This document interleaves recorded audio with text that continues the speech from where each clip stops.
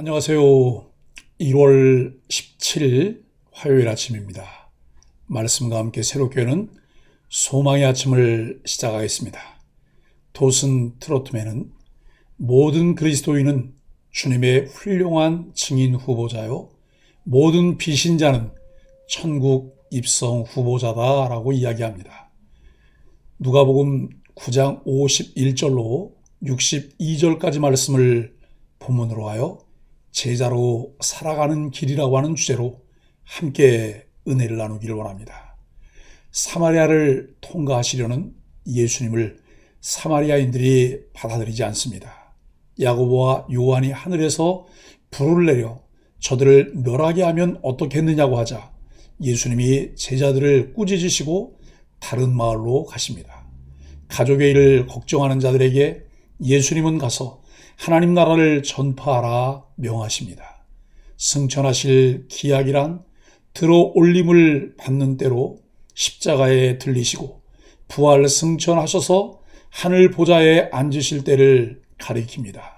또한 이는 예수님이 별세하실 때로 인류를 죄와 노예 상태로부터 해방시키는 두 번째 출애굽을 일으키실 때를 의미합니다. 이처럼 예수님은 지상 사역 가운데 언제나 하나님의 때를 따라 움직이셨습니다. 예수님의 삶과 사역은 우리가 따라야 할 완전한 순종의 모범이십니다. 예수님은 자신을 배척하는 사마리아 사람들을 불러 심판하시자는 제자들의 제안을 받아들이시지 않고 오히려 제자들을 꾸짖으십니다. 예수님은 중립적 사람들을 호의적 사람으로 간주하라고 가르치신 후에 배타적 사람들에게도 적대적으로 대하지 않는 모습을 보이셨습니다. 예수님의 제자들은 사마리아를 통과하면서 숙소를 구하지 못해 야영을 했을 것입니다. 배척당한 예수님께는 잠시 눈을 붙일 허름한 숙소도 제공되지 않았습니다. 그런 예수님을 어디든지 따르겠다고 나선 사람들에게 예수님은 자기의 삶의 모습을 알려주십니다. 예수님과 노숙하는 것도 힘들지만 사마리아인들에게 배척당해도 복수하지 않고 나중에 제자들을 통해 그들에게 복음을 전해 그들을 하나님의 백성으로 받아들인 예수님의 모습을 따라가는 것은 더더구나 힘든 길입니다. 그러나 예수님이 아무에게도 심판을 선언하지 않으신 것은 아닙니다. 예루살렘은 예수님을 배척하고 죽였습니다. 그들은 역사 속에서 심판을 당했습니다. 무지한 사마리아인들이 배척할 때는 용서하셨지만 알면서 잘못을 범하는 대제사장과 사내들이니 강도의 소굴로 만든 성전에는 심판을 예고하셨습니다. 예수님을 따르겠다고 하는 사람들 중에는 부모 봉양을 우선시하는 사람도 있었고 으뜸 가는 제자가 되겠다는 야망에 사로잡힌 사람도 있었습니다. 예수님은 제자의 길이 부모 봉양보다 우선임을 알리시면서 이 길이 권력 추구하는 상반되는 길임을 밝혀주셨습니다. 예수님을 따르는 제자의 길에는 위대한 제자가 되겠다는 생각도 부적합합니다. 가장 낮은 자가 되려는 자가 이 길을 제대로 따를 수 있습니다. 제자는 스승이 가는 길을 따라가는 사람입니다. 제자는 그 길을 가기 위해 어떤 고난과 희생도 감수해야 합니다. 그러지 않으면 스승에게 이르지 못합니다. 51절로 56절은 예수님을 배척하는 사람들입니다. 오늘 본문에서 예수님은 제자들이 가야 할 길을 가르쳐 주십니다. 예수님은 지상에 계실 시간이 끝나가고 승천할 기약이 다가온다는 것을 아셨습니다. 그래서 고난과 죽음이 기다리는 예루살렘에 입성하기로 굳게 결심하십니다. 이는 변화산 사건을 통해 천상의 체험을 하신 이후에 결정하신 일입니다. 예수님은 하늘 영광에 들어가는 놀라운 경험을 통해 오히려 지상에서 당신의 사명을 더 공고히 하셨습니다.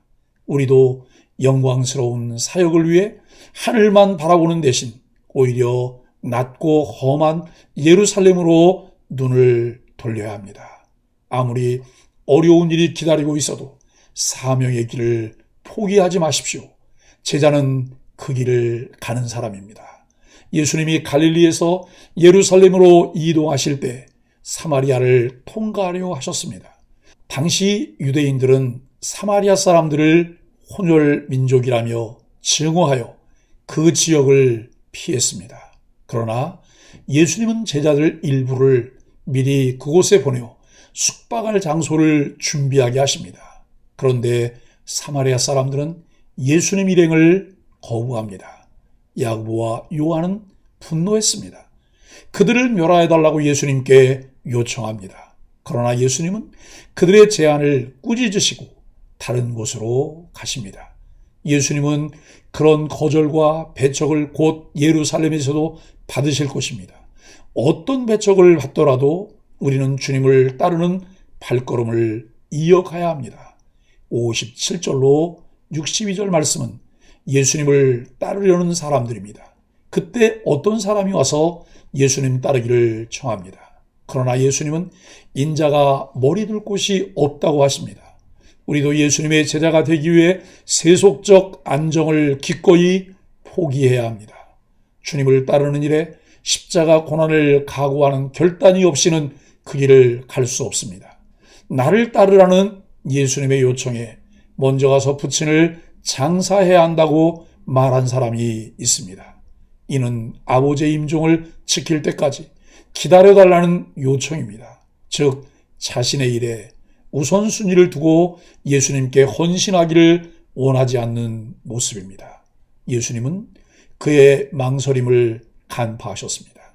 그리스도인의 삶, 제자의 삶은 모든 것이 주 안에서 이루어져야 합니다. 마음 중심의 문제입니다. 항상 하나님 중심으로 무엇을 결정하는 판단이 필요합니다. 삶의 우선순위와 주변과의 조화를 만들어내는 지혜가 중요합니다. 상황이 무엇을 결정하게 하는 어리석음이 아니라 성경이 가르치는 원리를 따라 결정하기 위해 늘 말씀을 따라가야 합니다.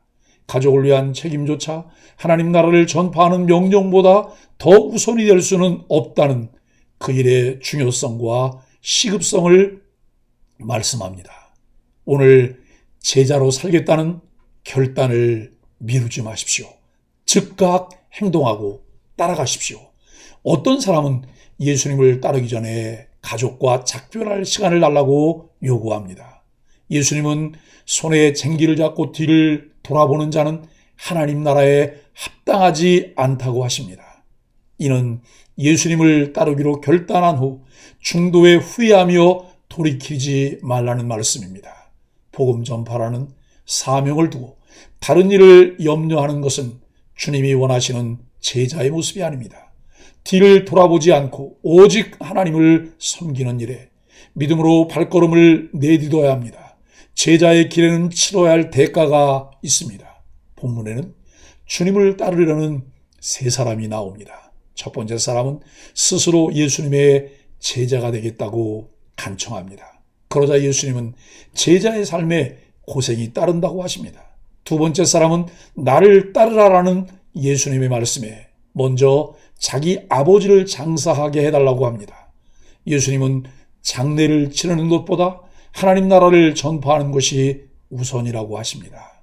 세 번째 사람은 주님을 따르겠지만 먼저 가족에게 작별 인사를 하게 해달라고 합니다. 예수님은 제자가 되고자 한다면 뒤를 돌아보지 말아야 한다고 하십니다.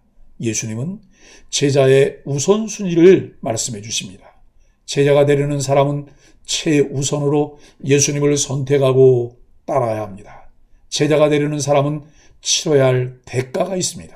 아무든지 나를 따라오려거든 자기를 부인하고 자기 십자가를 지고 나를 좇을 것이니라고 말씀하는데 깊은 고민 없이 주님을 따를 수 없습니다.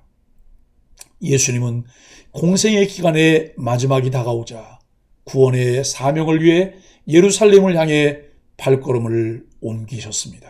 그리고 그 길을 따르기 원하는 자들에게 결단과 각오를 요구하셨습니다. 주님의 제자로 살아가기 위해 우리도 안일한 마음을 버려야 합니다. 하나님 나라를 최우선에 두고 고난의 대가를 지불해야 합니다. 오늘 주님은 절반의 헌신이 아닌 전적인 헌신을 원하십니다.